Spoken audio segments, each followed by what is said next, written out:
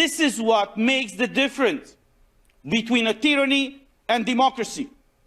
When you know everything about what your government does, that's democracy. When the government knows everything about you, that is tyranny.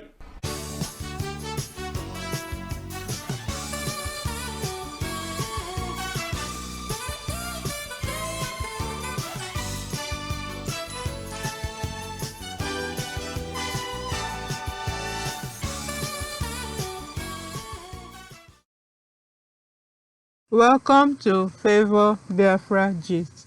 In this channel, we share news of current happening around the globe and Biafra land with regards to Biafra restoration. If this is the first time you're coming across my video, please subscribe to my channel and also click on the notification bell so that anytime we upload a new video, you will be the first to get notified.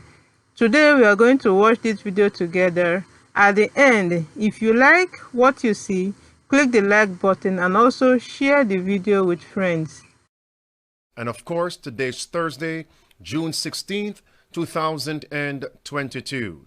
One of my themes throughout this prophetic insights is 1 Timothy chapter 6 and verse number 10, where the Bible says that the love of money is the root of all evil. And the stage is now set, brothers and sisters, for a time when God's faithful commandment-keeping people, God's seventh-day commandment-keeping people, will not be able to buy or sell except they receive the mark of the beast, fulfilling Revelation chapter 13, verse 15 through verse number 17. And friends, today I'm going to share with you right now what is another golden theme throughout this presentation. And by God's grace, at the close, we will come right back to where we started. There it is, my friends. Jamaica has become the first nation in the world to issue a central bank digital currency, CBDC, as legal tender.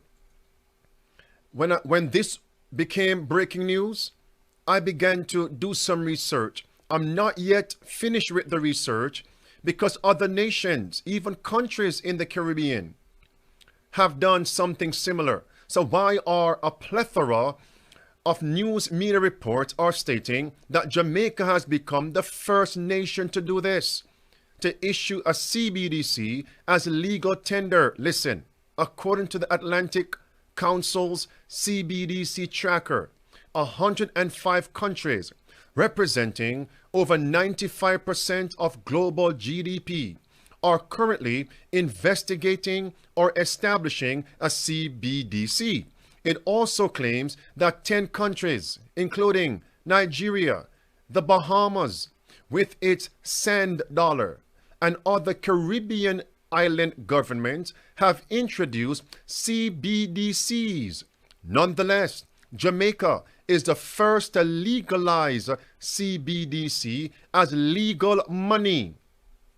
I will come back to this. As in a court on the land, I'm going to borrow something similar.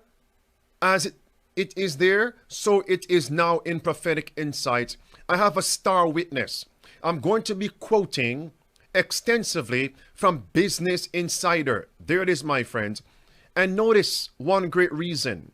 It's because Business Insider, the columnists, editors, are well familiar and they understand people protesting and dissenting government draconian policies. Look at that last paragraph there.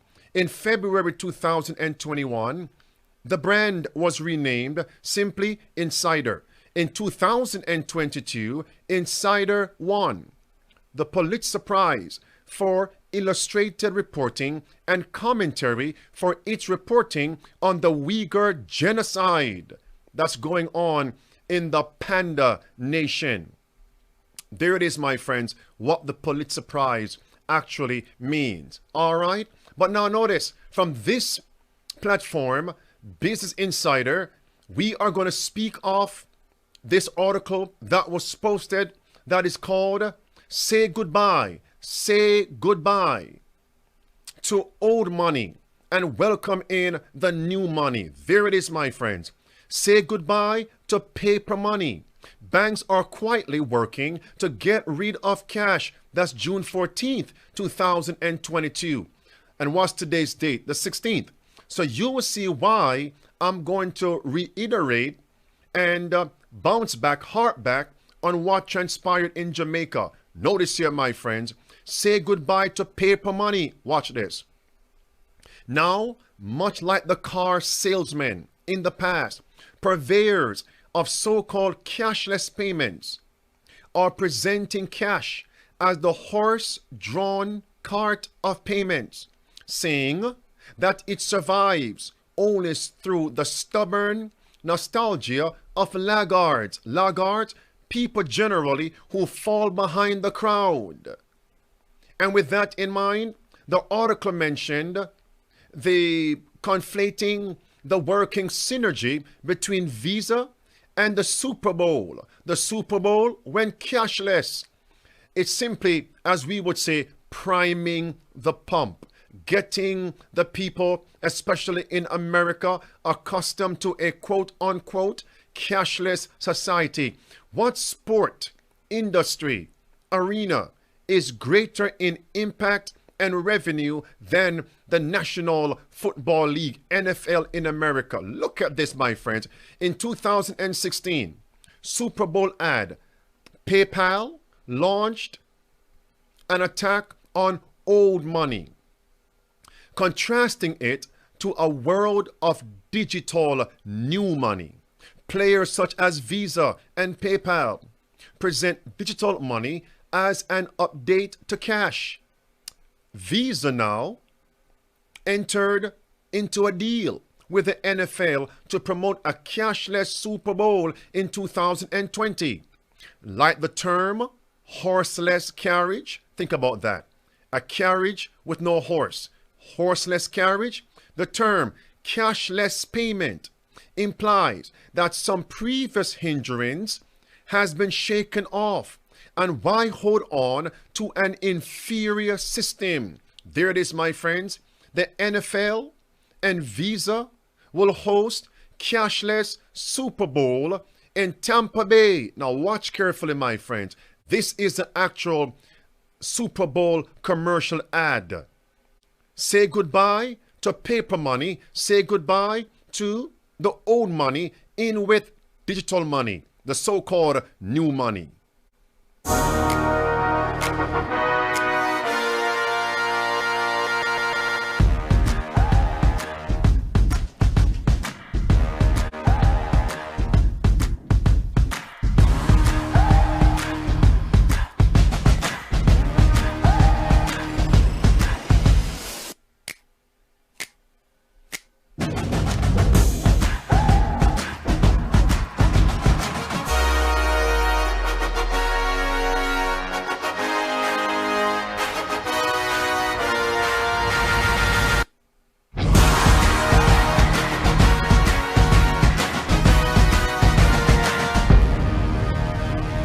Okay, friends, I apologize for actually raping your ears. But let's get back here, my friends. And now they mention this is Business Insider, my star witness.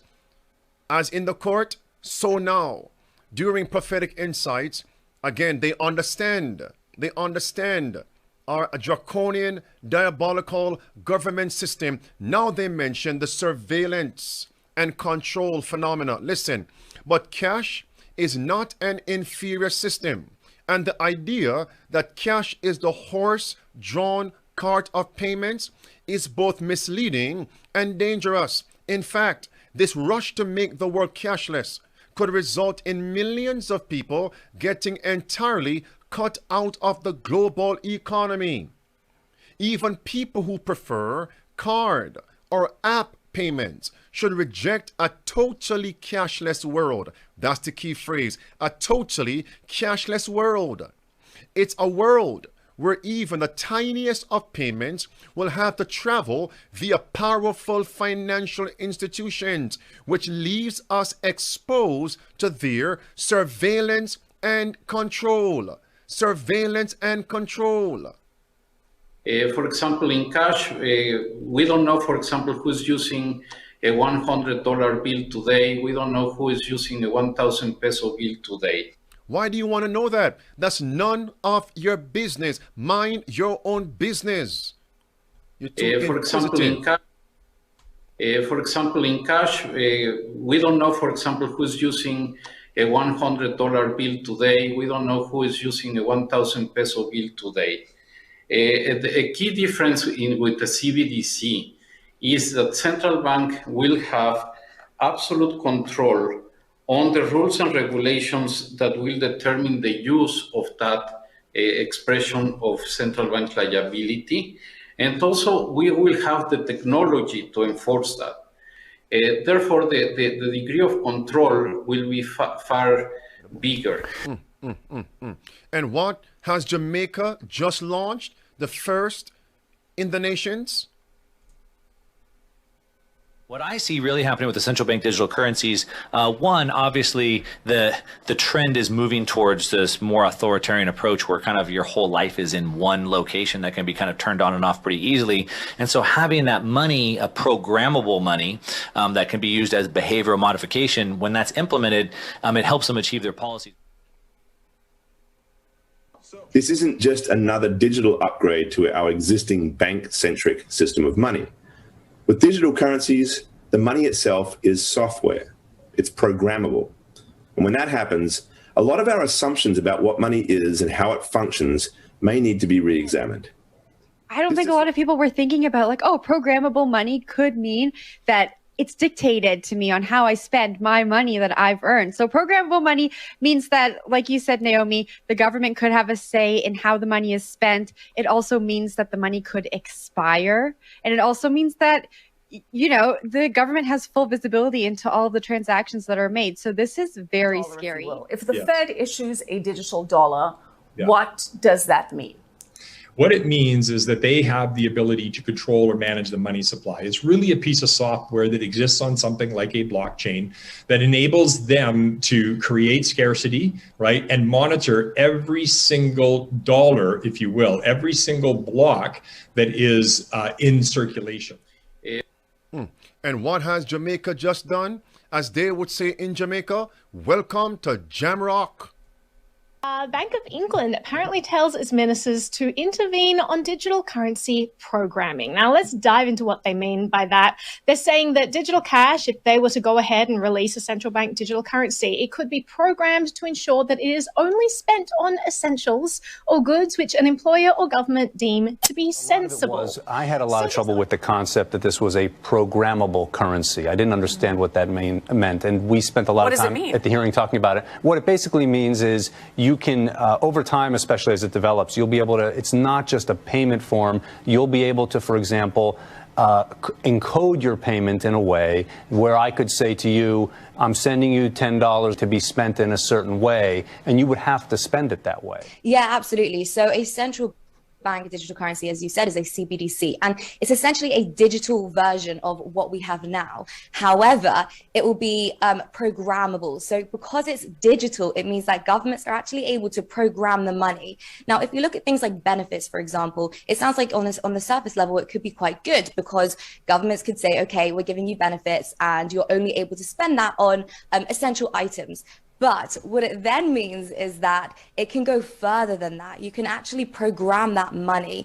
So your everyday person won't actually be able to spend money in places that the government doesn't allow you to. You know, we're hearing CBDC. So for your viewers, Charles, CBDCs are central bank digital currencies, and they are essentially cryptocurrencies, but they are centralized. They have full control. Central banks have full control over that. So the scary thing here is that this is actually programmable money. So Charles, if you say, you know, I don't want to get that second shot or I don't want to get that third booster, then the government can say, well, that money that you're getting paid, we're going to program it so you can't actually spend it inside certain shops.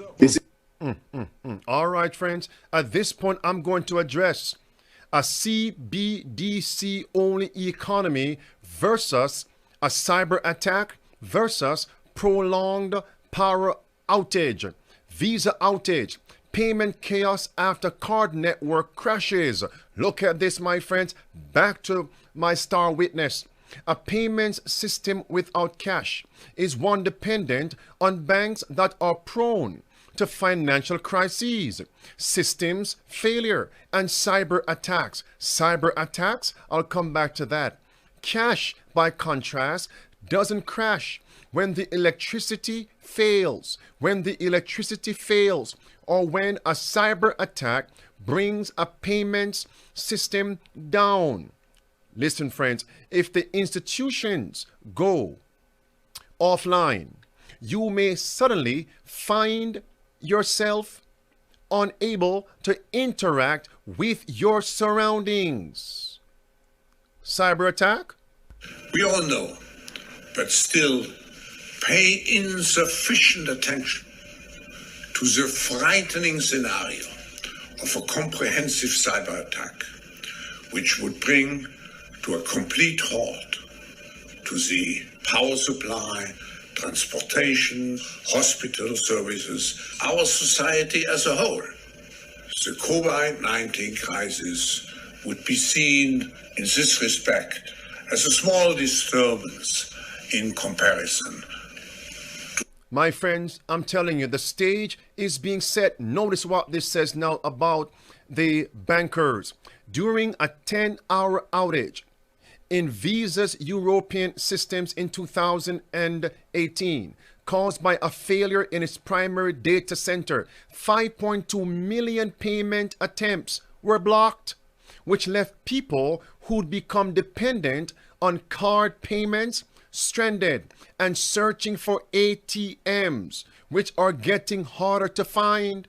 This is why there is a major spike in cash demand in the US prior to hurricane landings. That's a fact, especially since I lived in Jamaica, lived in Florida. Listen, people understand that digital systems are insecure, and in a world in which the climate crisis, how many things are compounding here? In a world in which the climate crisis makes extreme weather events more likely, putting all your eggs into the digital basket makes your economy far less resilient. Here comes the bank CEOs. One thing should be immediately clear. A major beneficiary of a move toward these digital chips is the banking industry. Bank of America's CEO openly declared, "We want a cashless society."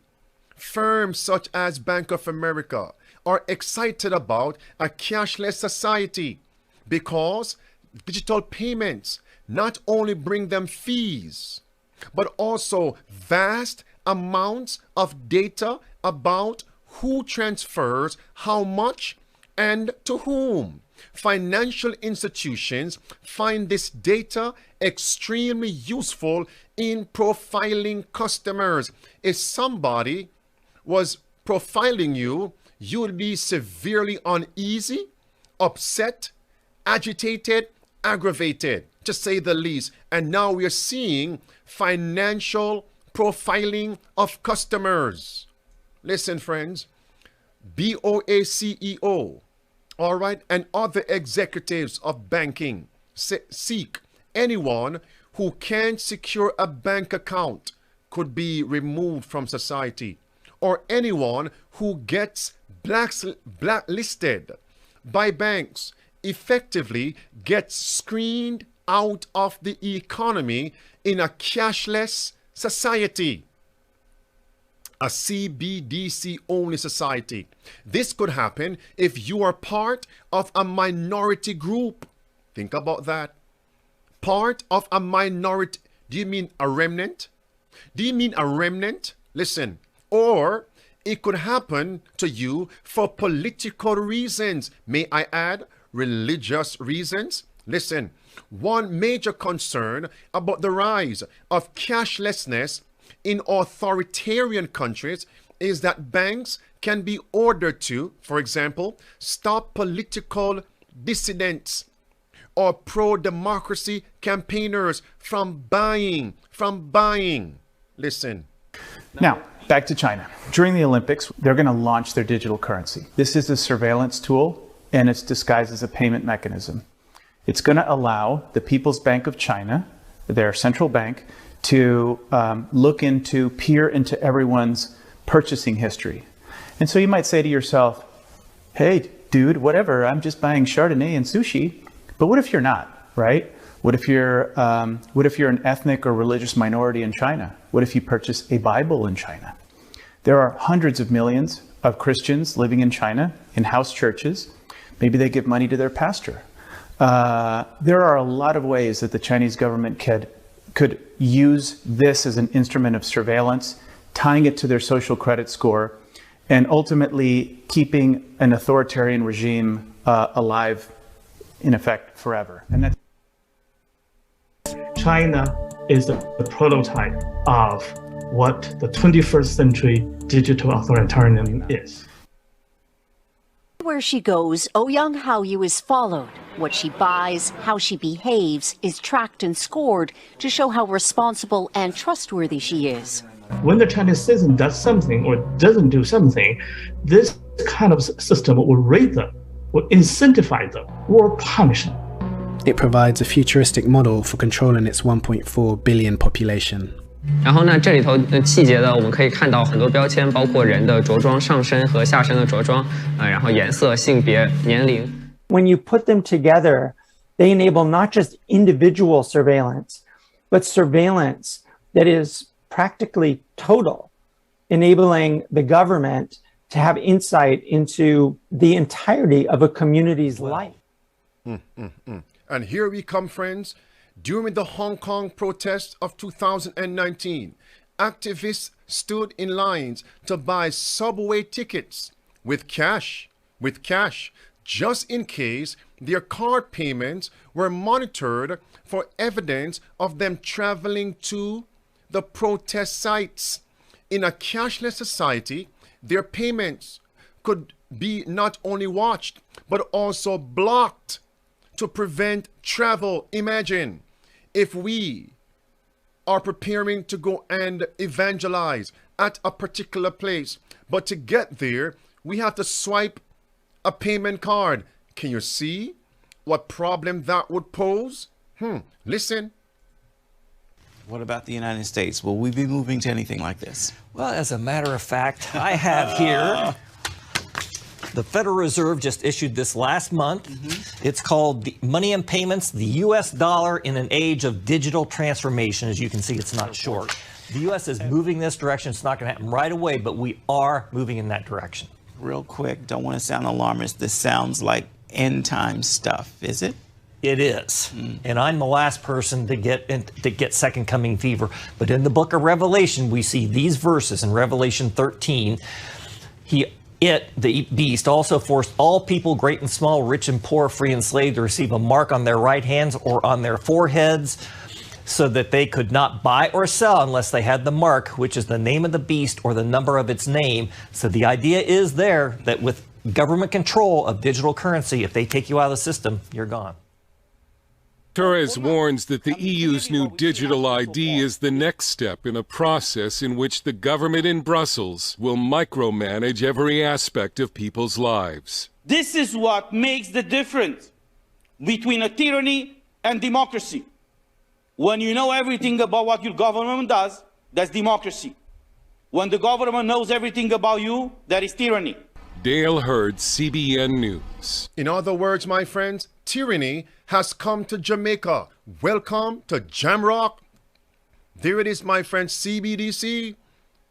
Every article is saying the same. Jamaica becomes first country to recognize CBDC as legal tender.